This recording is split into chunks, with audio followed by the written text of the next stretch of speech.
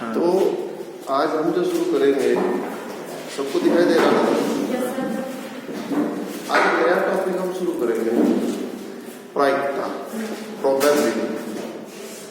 देखो, probability 12th class की शुरू करने से पहले थोड़ा सा आप लोग 11th क्लास पे एक बार नजर मारो, जल्दबाजी ना करते हुए एक बार समझें आप लोग।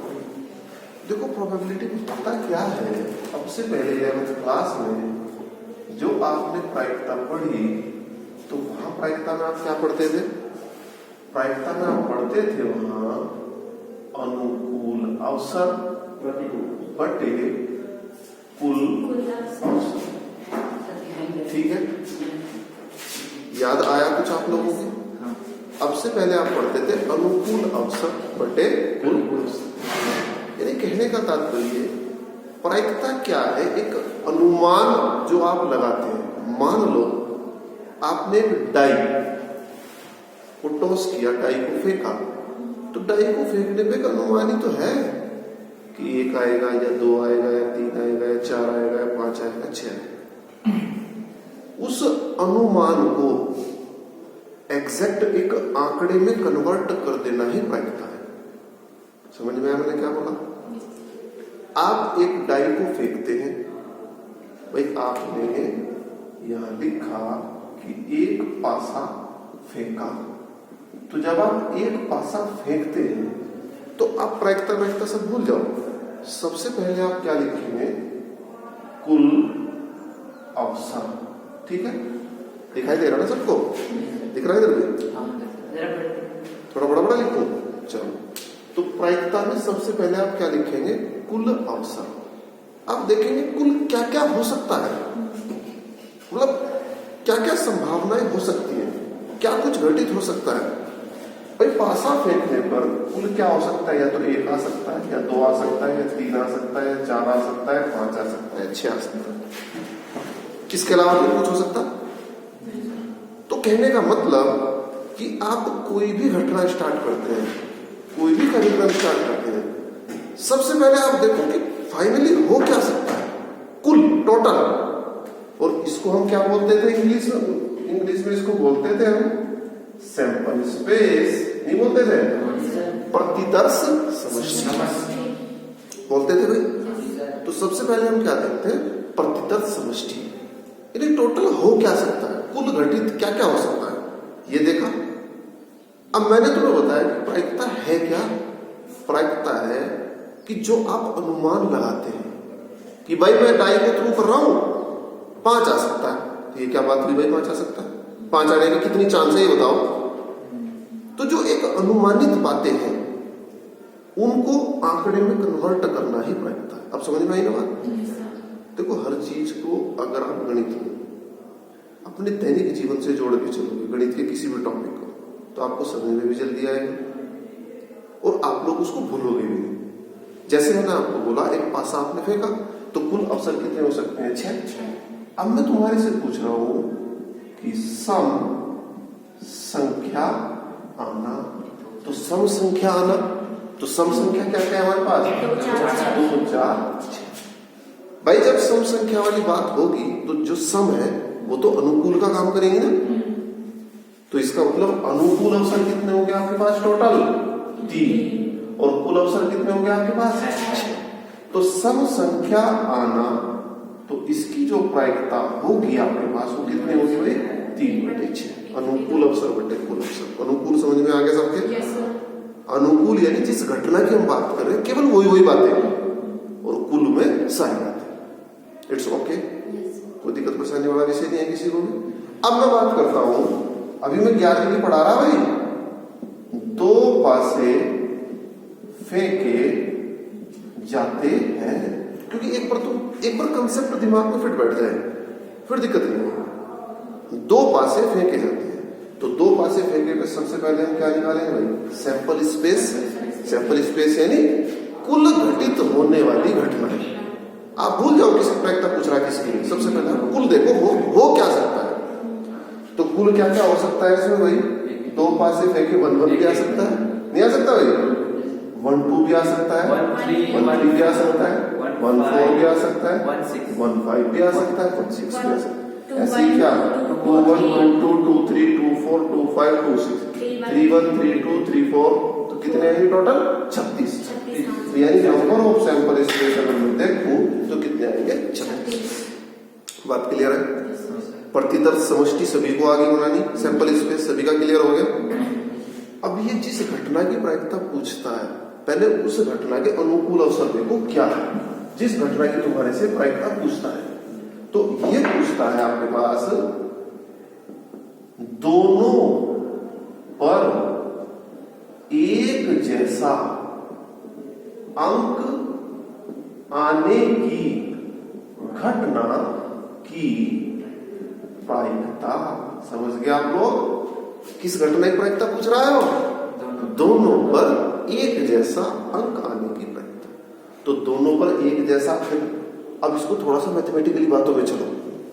अब मैं मानता हूं यहां, माना दोनों पर एक जैसा अंक आने की घटना को कहां से मान लिया आपने? ए से।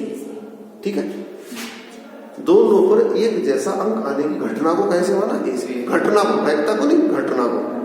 तो अगर ए से माना तो क्या क्या होगा भाई? 1, 1, 2, 3, 3, 4, 4, 5, 5 और 6, 6। तो इसके अंदर नंबर देखो कितने हैं? नंबर ऑफ ए बराबर 6। तो ये आपका क्या होगा? अनुकूल अवसर, favourable chance upon total chance या सैंपल स्पेस। तो अब मैं इस घटना की प्रायिकता पूछूं तो मैं गणित की भाषा में लिखूं। तो अगर मैं लिखता हूं PA, तो PA का सीधा सीधा मतलब क्या हो गया कि जो A आपकी घटना है उसकी प्रायिकता। समझ रहे हो ना? और A घटना क्या थी? दोनों पासों पर समान अंक आना है। तो दोनों पासों पर समान अंक आने का मतलब फेवरेबल चांस। तो नंबर ऑफ ए से लिखेंगे फेवरेबल चांस को, नहीं लिखेंगे? और नीचे टोटल चांस को कैसे लिखते हैं? Number of sample space. तो अब से पहले मैंने केवल परिभाषा लिखी थी, अब थोड़ा सा मैथमेटिकल लैंग्वेज में कन्वर्ट किया। तो किसी घटना को ए से मानते हो तो उसके अनुकूल अवसरों की संख्या को कैसे लिखोगे? नंबर ऑफ ए। समझ में आ गया? और उस घटना की प्रायिकता आप चाहते हो तो आप क्या लिखोगे? P, probability of A. It's okay. तो कितना आ गया आपके पास? ये 6/36 यानी 1/6। तो ये भी बात मुझे उम्मीद है समझ आ गई होगी। तो ये जो बात है अब तक की, ये है 11वीं की बात। अब थोड़ा सा 12वीं पे चलते हैं। तो देखिए 12वीं में सबसे पहले जो आती है एक थ्योरम आती है। देखो भाई, प्रायिकता में तो कुछ भी पढ़ ले तो किसी घटना की प्रोबेबिलिटी यानी P और A, तो number of A upon number of S, इसको क्या बोलते हैं कि A घटना की प्रायिकता इज इक्वल टू उस घटना के अनुकूल अवसरों की संख्या यानी number of favourable chance upon total chance.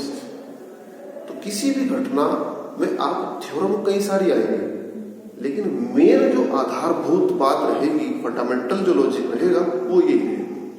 ठीक है, तो सबसे पहले हम बात करते हैं आज जो हम थ्योरम पढ़ाने जा रहे हैं, कंडीशनल थ्योरम। ठीक है भाई, सबसे पहले हम बात जो कर रहे हैं आज वो किसकी बात कर रहे हैं? Conditional theorem. देखो भाई, कंडीशनल थ्योरम क्या है आपके पास? हमारे पास दो घटनाएं हैं। सपोज करो क्या है हमारे पास? E व F, दो घटना इस प्रकार है। इस प्रकार का मतलब दोनों एक दूसरे से जुड़ी हुई है। अब जुड़ी हुई से मतलब क्या है मैं आपको समझा दूं। जैसे हम बात करते हैं सबसे पहले ताश के पत्ते। ताश के पत्ते जानते हो सभी लोग? एक बार फिर से थोड़ा सा मैं बता दूं। ताश के पत्ते टोटल कितने होते हैं? 52। और 52 में से कितने होते हैं?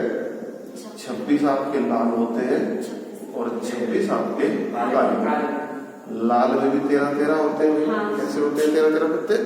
लाल में पान और ईंट के पत्ते लाल होते हैं। और इधर अगर आप देखें हुक्म और चिड़िया, आगे नहीं, हुक्म और चिड़िया इनके बीच में, तो ये क्या हो गया आपके काले रंग के। मैंने इसलिए दोबारा बताया, बच्चे भूल जाते हैं। अब बात आती है कि पान, ईंट, भूकंप, चिड़िया, इन चारों के ही 13 पत्ते। कलर पता लग गया। अब 13 पत्तों में सबसे पहले आती है दुगनी, ट्वाइस। तो ये सबसे छोटा पत्ता होता है ट्वाइस। तो ट्वाइस पान में भी होगा, ईंट में भी होगा, भूकंप में भी होगा, चिड़िया, चारों में होगा ट्वाइस। उसके बाद 3 चारों में होगा, 4, 5, 6, 7, 8, 9, 10 और 10 के बाद क्या होता है? 11 नहीं होता, जेट, गुलाब। उसके बाद क्यू होता है क्वीन, उसके बाद किंग होता है, उसके बाद एस होता है, इक्का। समझ गया आप लोग? दिख रहा भाई? आ रहा? क्लियर दिख रहा? तो बात समझ में आई। तो अगर मैं 5 की बात करूंगा तो सबकी होगी बात, अगर मैं 6 की बात करूंगा तो सारों में होगा। ठीक है, पत्तों सबकी समझ आ गई। अब मैं 2 घटनाओं की बात कर रहा था भाई। अब 2 घटनाओं की बात किस तरीके की कर रहा था मैं? मैंने माना ई और एफ 2 घटना है। सबसे पहले ई घटना। ई घटना क्या है? 52 ताश के पत्तों में से एक चिड़िया का पत्ता निकालने की प्रायिकता। ठीक है, तो ई घटना क्या है? 52 ताश के पत्तों में से क्या? एक चिड़िया का पत्ता निकालने की प्रायिकता। एक चिड़िया का पत्ता निकालने की, एक चिड़िया का पत्ता निकालने की प्रायिकता। तो क्या हो जाएगी इसकी प्रायिकता? वही अब तो समझ में आ रहा? चिड़िया के पत्ते कितने हैं? अरे सुन ले, चिड़िया के पत्ते कितने हमारे पास? 13। तो 13 तो अनुकूल अवसर होगी। और कुल अवसर क्या? अरे 52 ताश के पत्तों की गड्डी है, एक एक खींचो तो 52 चांस नहीं है हमारे पास। बात समझ में आती है? एफ घटना। एफ घटना क्या है? वह काला पत्ता निकालने की प्रायिकता। वह पत्ता कैसा हो? काला। तो अगर मैं कहूं एक काला पत्ता निकालने की प्रायिकता तो होगी 26/52। अगर मैं कहूं कि भाई चिड़िया का एक पत्ता निकालिए, ई घटना एफ, वह पत्ता काला हो। समझ गए आप लोग? अभी मैं प्रायिकता, चलो प्रायिकता में कंफ्यूज हो रहे हैं, पहले थ्योरम क्लियर करें, इसको छोड़ो। तो ये बात समझ में, दोनों घटना एक दूसरे से कैसे लिंक हो रही? चिड़िया का एक पत्ता निकालने की प्रायिकता एफ, काला पत्ता निकालने की प्रायिकता। अरे मुझे एक बात बताओ, जब चिड़िया का पत्ता खींचा वो तो ऑलरेडी काला है? तो इस घटना को आप ऐसे भी लिख सकते हैं, प्रोबेबिलिटी ऑफ ई बाई। इसका क्या मतलब हुआ कि भाई ई घटना की प्रायिकता जबकि एफ घटित हो चुकी है। तो इसको कैसे लिखेंगे? Probability of E when F is happened, यानी प्रोबेबिलिटी ऑफ ई, यानी ई घटना की प्रायिकता ज्ञात कीजिए जबकि एफ घटना घटित हो चुकी है। समझ में आ रही बात? तो अगर कहीं probability of E by F लिखा हुआ आ जाए तो क्या बोलेंगे उसको हम? उसको कैसे बोलेंगे कि ई घटना की प्रायिकता जबकि एफ घटित, ये जो नीचे वाली है इसको हम क्या बोलते हैं? घटित हो चुकी है। और ऊपर वाली की हम प्रायिकता ज्ञात करें। तो अगर कहीं probability of E by F लिखा हुआ आ जाता है तो इसको हम क्या बोलते हैं? कि probability of E when F is happened. ठीक है, तो अभी थोड़ा थोड़ा 11वीं पे चल रहे हैं हम। कंडीशनल थ्योरम अभी मैंने ढंग से नहीं पढ़ाई, अभी मैं पढ़ाऊंगा। उससे पहले मैं कुछ और बात आपको बता दूं। Probability of E union F, union याद है सबको? Probability of E union F बराबर क्या होता था? Probability of E, probability of F, probability of E intersection. ये जो फॉर्मूला था ये सेट में भी होता था, समुच्चय में भी होता था ना, और यहाँ भी ये फॉर्मूला है।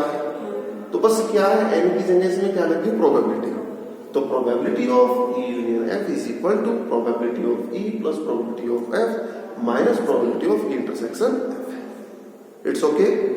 अब बात करते हैं, मैं 11वीं की बातें क्लियर कराने की कोशिश कर रहा तुम्हारी आज, और कंडीशनल थ्योरम में भी पढ़ाई नहीं मैंने, वो लिखी केवल। तो देखिए यूनियन और इंटरसेक्शन ये दोनों घटना क्या थी? अब याद दिलाएं, यूनियन और इंटरसेक्शन क्या थी? देखो, अगर एक बस में से 100 व्यक्ति एक ढाबे पर उतरे, एक बस में से 100 व्यक्ति एक ढाबे पर उतरे, ठीक है भाई। कुछ लोगों ने चाय का कप लिया हाथ में, ठीक है। तो नंबर ऑफ टी 80 लोगों ने चाय का कप लिया हाथ में, ओके। उसके बाद मैं बोलता हूं नंबर ऑफ कॉफी, 30 लोगों ने कॉफी का कप हाथ में लिया। तो सीधी सी बात है, 10 लोगों के पास दोनों कप होंगे तभी तो ऐसा होगा। 10 लोग कॉमन है दोनों तरफ है, तो इसका मतलब क्या हुआ कि 10 लोगों के हाथ में चाय भी है और कॉफी भी, ओके। अब मुझे बताओ कि इनके बीच में मैं यूनियन लगाऊं या इंटरसेक्शन लगाऊं? तो चलो एक बार, नीतू कह रही इनके बीच में यूनियन लगा दो भाई। अब तुम बताओ यूनियन सही है इंटरसेक्शन सही है? अब सुनो भाई, यूनियन होता क्या था?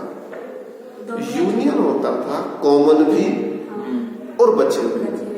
कहने का मतलब जिसके हाथ में दोनों है वो तो कॉमन हो गए, और जिसके हाथ में चाय है वो भी आएगा इसमें, और जिसके हाथ में कॉफी है। तो कहने का मतलब ये यूनियन नहीं है, इट इज इंटरसेक्शन। भाई 10 लोग कौन है वो? जिनके हाथ में चाय और कॉफी दोनों है। जबकि यूनियन में क्या आता है? चाय वाला भी, कॉफी वाला भी और दोनों। समझ गए? यानी जिसके हाथ में कम से कम एक पेय पदार्थ है, जिसके हाथ में कम से कम एक पेय पदार्थ है। समझ गए आप लोग? तो यूनियन में कौन आएगा? ये टोटल 100, ये जो 100 लोग उतरे, तो ये क्या होगा आपके पास? Union number of tea union coffee. तो ये 100 क्या कहलाएगा आपके पास? कॉफी। तो इसको हिंदी में लिख लो पहले, चाहे इंग्लिश में। तो इसमें कौन आ गया भाई? चाय या कॉफी। यानी अगर या लिखा हुआ आ गया तो क्या लगेगा? यूनियन। चाय या कॉफी या दोनों, तो वो हो जाएगा यूनियन। यूनियन में सारे आते हैं ना, चाय या कॉफी या दोनों, ऐसी तो होता है यूनियन। भाई कॉमन भी और बचे हुए भी सारे के सारे। तो यानी अगर कहीं लिखा हुआ है चाय या कॉफी, हिंदी में क्या आएगा लिखा हुआ? और, सॉरी इंग्लिश में और, तो क्या लगेगा? यूनियन। अब इंटरसेक्शन पे आओ। इंटरसेक्शन में कौन आएगा? केवल चाय तथा कॉफी, चाय और कॉफी, टी एंड कॉफी, ठीक है। यानी अगर हिंदी वाला और आ गया तो क्या लगेगा? इंटरसेक्शन। और अगर इंग्लिश वाला आ गया तो यूनियन। या तो हिंदी में याद रखो इसको, कभी तुम कंफ्यूज हो जाओ। तो अगर चाय या कॉफी आ गया तो इसका मतलब क्या है? यूनियन। जिनके हाथ में चाय भी है कॉफी भी है दोनों यूनियन। और इसमें क्या आएगा? जिसमें चाय तथा कॉफी दोनों। यहाँ तक की बात क्लियर हुई।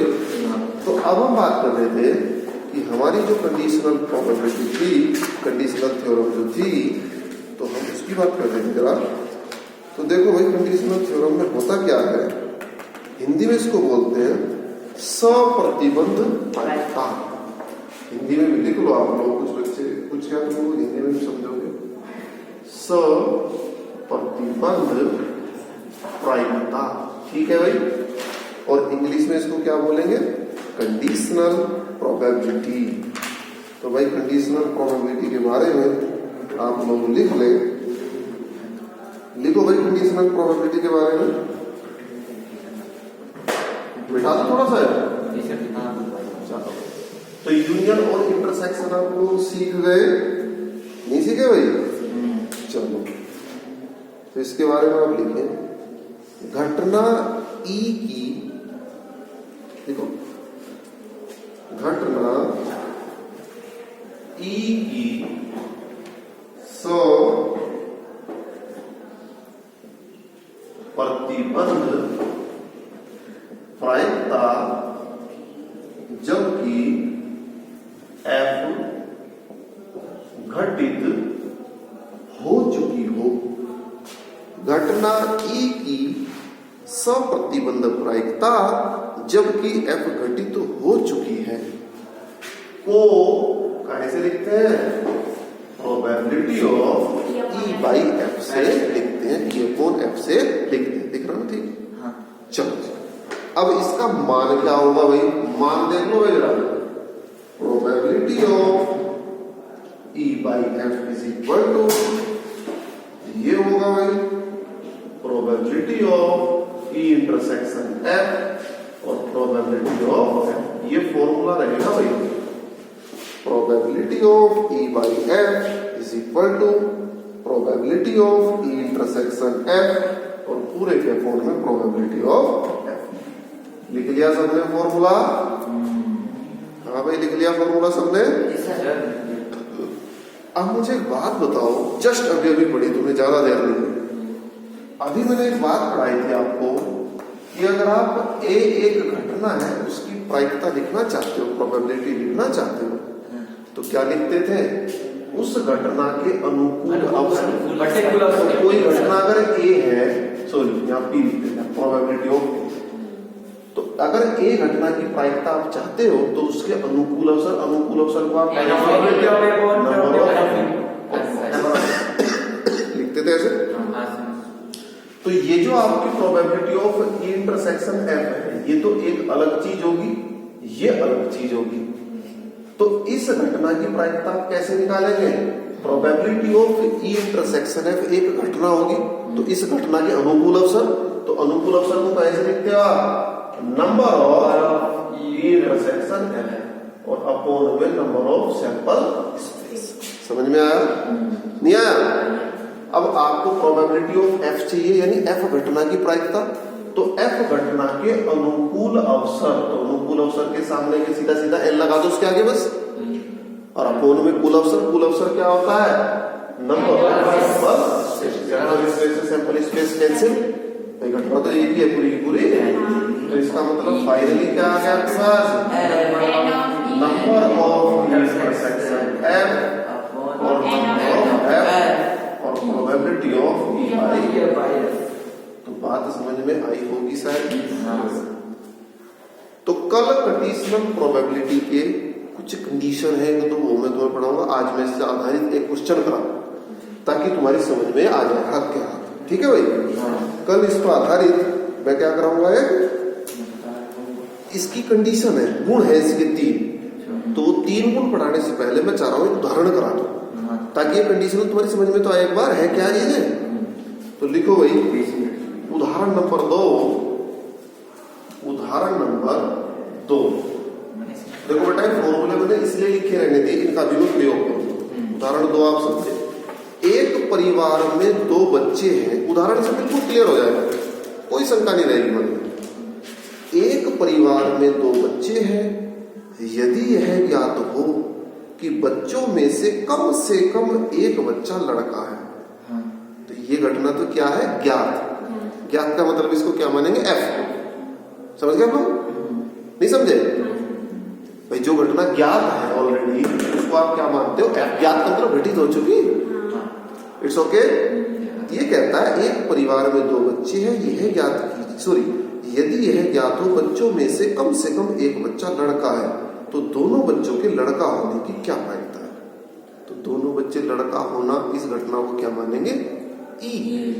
और एफ किसे मानेंगे? जो घटित हो चुके।